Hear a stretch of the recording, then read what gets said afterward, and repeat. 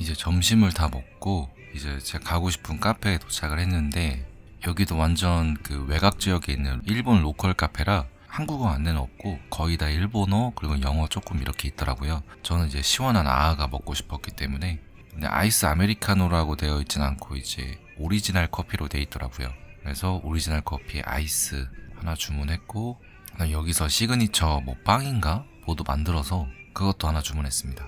카드 계산이 써져 있는 것 같아서 카드 계산은 되는구나 라고 생각했던 기억이 나요. 그때 이제 비도 안 오고 되게 좀 날씨가 좀 선선하다고 해야 되나? 본격적으로 막 덥진 않아서 바람도 불고 하니까 굉장히 여유 있게 느껴지면서 커피 마시기 좋은 그런 분위기가 형성이 됐거든요. 그래서 여유를 느끼면서 앉아 있었는데 그 여사장님이 나오시면서 직접 음료와 빵을 가져다 주셨습니다. 빵을 딱 먹었는데 약간 안에가 좀 약간 아이스크림으로 된 느낌이었어요. 왜 우리나라 아이스크림 중에 뭐 빵또한가 있잖아요. 겉은 빵인데 안은 아이스크림. 그래서 그런 느낌이었고 맛은 무난했습니다. 그래서 그거 한 입에 오리지널 커피 아이스를 딱 마시니까 굉장히 시원하고 그 빵과 커피가 어우러지면서 거기에 더해서 이제 바람까지 시원하게 부니까 뭐랄까 또 퇴사를 하고 간 여행이다 보니까 굉장히 그 여유로움이라는 게 제대로 좀 느껴졌던 것 같아요. 그래서 그 기분을 최대한 느끼려고 그 커피의 맛과 바람, 그다음에 빵 맛에 좀 집중을 했습니다. 가기 전에 또 아쉬워서 또 사장님하고 온 기념으로 사진 한 장 찍었고요. 그리고 제가 오기 전에 정말 가고 싶었던 그 수산물 시장이 있더라고요. 근데 엄청 큰 수산물 시장은 아니고 약간 노량진 수산시장을 좀 축소해 놓은 미니 노량진 같은 느낌이었어요. 그래서 제가 오늘 갔던 점심 어민식당이나 근처 카페나 여기 수산물 시장 모두 이렇게 거의 같은 곳에 좀 위치해 있어서 걸어서 한 2, 3분 거리에 다 왔다 갔다 했거든요. 그래서 수산물 시장에 도착을 했는데 지금 엔저 때문에 일본 물가가 좀 싸잖아요. 그래서 좀 많이 쌀까 어느 정도일까 뭐 어떤 회들이 있을까 초밥은 어떨까 했는데 이 구성품들이 되게 알차더라고요. 가격은 물론 만족스럽게 좀 저렴했고 이 정도 구성에 이 정도 가격을 먹기는 사실 좀 어렵다고 생각이 들거든요. 와 이거 날 잘 잡았다 해서 또 초밥하고 회를 좋아하니까 굉장히 맛있어 보이는 것들이 많았습니다. 2개를 샀는데 하나는 회 만드는 거랑 초밥을 샀어요. 그리고 노카드라고 돼 있었는데 카드 안 되냐고 다시 한번 물어보니까 카드 된다고 하시더라고요. 그래서 카드 계산을 해서 나왔고, 이렇게 나오면 중앙에 이렇게 테이블들이 있는데 여기 앉아서 구매했던 거를 같이 먹을 수 있는 그런 공간도 마련이 돼 있어서 여기 놀러 오신 분들은 이제 편하게 먹고서 이동을 할 수 있게 돼 있더라고요. 저는 이제 테이크아웃으로 포장을 해서 숙소에 가서 먹을 예정이었기 때문에 여기 장소는 패스하고 가지고 이제 걸어서 갔습니다.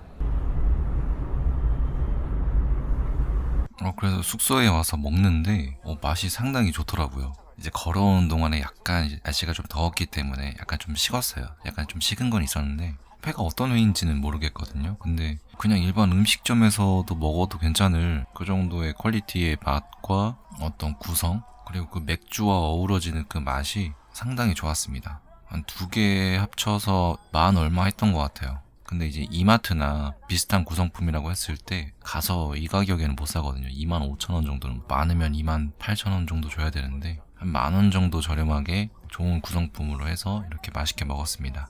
그리고 3일차 아침이 밝았습니다. 보면 안개가 엄청 많이 껴있죠.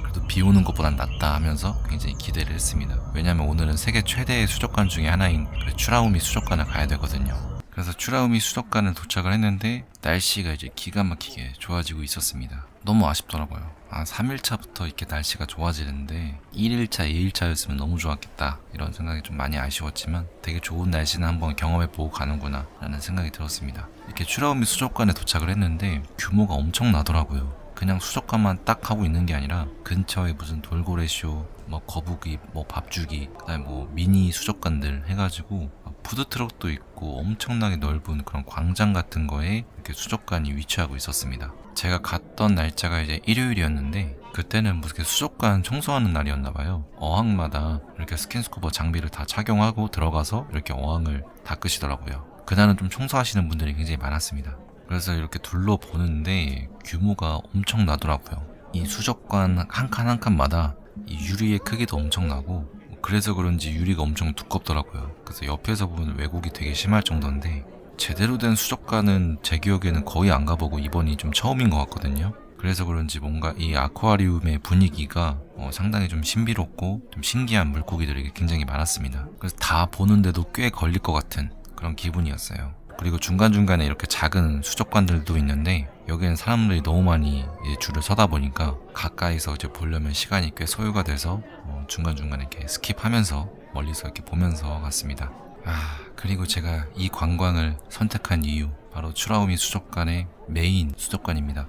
아마 이 정도 크기는 거의 세계 최대가 아닐까 싶을 정도로 엄청 큰 수족관인데요. 고래상어가 원래 3마리 있었는데 하나는 죽고 하나는 다른 곳으로 이동했다고 하네요. 이 수족관의 유리 사이즈가 어마어마해서 이 사람들이 엄청 작게 보이잖아요. 실제로도 굉장히 압도적입니다. 뒤편에는 의자가 있어서 안에 수족관을 또 이렇게 관람할 수 있게 이렇게 해놨어요.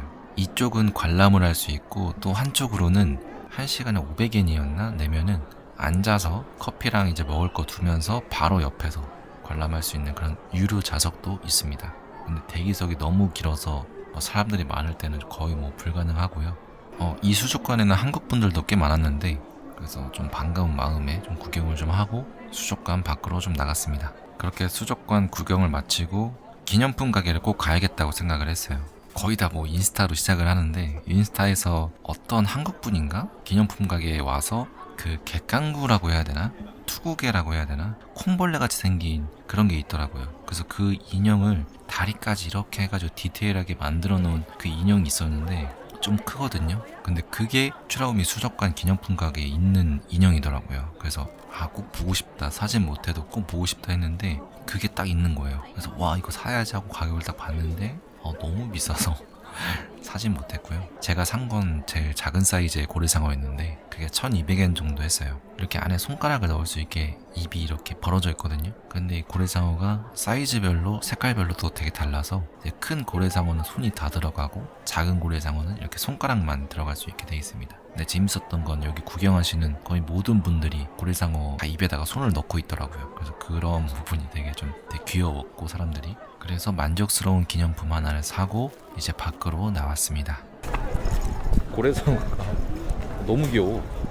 여기 가운데 손가락도 이렇게 넣을 수 있어요. 그리고 날씨가 이렇게 좋은데 해변을 또 안 갈 수 없잖아요. 그래서 구글 지도를 보니까 근처에 또 에메랄드 해변이라는 해변이 있더라고요. 거리는 한 800m 정도 됐고 이제 관광 복귀 시간이 다 돼서 이제 가야 되긴 하는데 그래도 지금 아니면 못 보니까 좀 갔다 오기로 했죠. 그래서 가는 길이 너무 이쁜 거죠. 야자수에 옆에 돌담에 분위기가 굉장히 환상적이었습니다. 휴양지에 딱 왔구나 라는 그런 느낌이 드는 장소였어요. 그 해변으로 가는 길 동안에 계속 그 설렘을 안고 가고 있었는데 해변이 눈에 딱 들어오는 거죠. 그래서 와 미쳤다. 그 물 색깔이랑 그 분위기가 장난이 아니었습니다. 그래서 빨리 내려가고 싶었죠. 그 다음에는 이 숙소에 자리를 잡고 싶을 정도로 분위기가 굉장히 좋고 물속에 빨리 뛰어들고 싶었습니다. 그날 날씨가 너무 더워서 이게 더운 게 아니라 엄청 뜨거웠어요. 날씨가 그런 정도의 뜨거움은 또 처음 겪어서 와 오키나와가 여름에 덥긴 덥구나 라는 생각을 하면서, 그래서 밖에서 저녁을 먹고 숙소에 와서 제가 가고 싶은 이제 국수집이 있었거든요.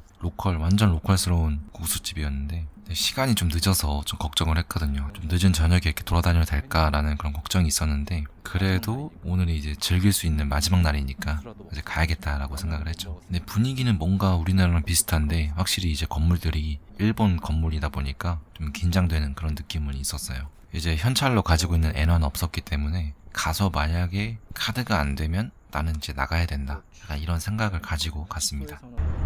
지금 무사히 겨우 찾아 들어갔었는데 거기가 지금 카드가 안 된다고 해가지고 그래서 아쉬운 대로 패밀리마트를 찾아서 거기서 라면이랑 맥주랑 해서 사오기로 했어요. 지금 패밀리마트 결제했는데 와 편의점 규모가 달라요. 완전 다르네요. 그냥 한국에서 먹을 라면 2개 사가지고 일본 라면 2개 사가지고 내 겁이 없나? 여기까지 찾아온 게 저는 되게 대견한 것 같아요. 엄청 이거를 미리 생각하고 보면 무서워서 못하는데 그냥 빨리 숙소로 돌아가고 싶은 마음입니다. 여기 교차로 바로 대각선 숙소인데 그래도 다 왔어요. 만족합니다. 할 건 다 한 것 같아요. 이렇게 무사히 다시 숙소에 도착을 했고요. 다른 팀들도 각자 이제 개인 정비하고 이제 각자 이제 좀 쉬는 것 같으니까 저도 이제 여기 짐 싸왔고 이거 엄청 싸왔고 내일 짐도 다 싸놨으니까 적당히 쓰고 해서 이제 하루 마무리하면 될 것 같습니다. 다음 해외 여행을 가게 된다면은 자유 일정으로 이렇게 좀 3박 4일 꾸며서 조금 더 자신 있게 뭐 동남아든 뭐 다시 일본을 오키나와로 오든 해서 조금 더 재밌게 놀아볼 생각입니다. 그래서 영상 봐주셔서 감사하고요. 이제 앞으로도 저의 그 이야기들, 저의 생각들, 제가 느낀 점들 잘 봐주시면 감사하겠습니다.